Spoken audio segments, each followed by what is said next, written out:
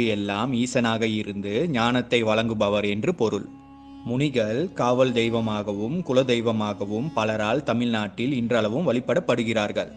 அந்த காலத்தில் கிராமங்களில் திருடர்கள், கொள்ளையர்கள் போன்றவர்களிடமிருந்தும் பெரும் மழை, புயல் போன்ற இயற்கை பேரிடர்களில் இருந்தும் காக்கும் பெரும் சக்தியாக முனி இருந்துள்ளனர்.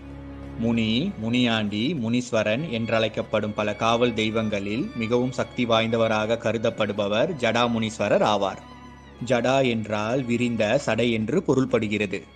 விரிந்த சடையுடன் இவர் காட்சி தருவதால் ஜடாமுனி என அழைக்கப்படுகிறார். இவர் தலைவிரி கோலமாக சுடுகாட்டு சாம்பலை உடலில் பூசிக்கொண்டு, கொடிய பாம்பை கழுத்தில் மாலை போல அணிந்து கொண்டு, கையில் பலவித ஆயுதங்களை ஏந்தி கொண்டும் தவறு செய்பவர்களை அச்சம் கொள்ள வைக்கும் அகோர உருவத்தில் காட்சியளிக்கிறார். ஜடாமுனீஸ்வரர் மாய ஜடாமுனி, ஜல ஜடாமுனி, மலை ஜடாமுனி, குகை ஜடாமுனி, வன ஜடாமுனி என்று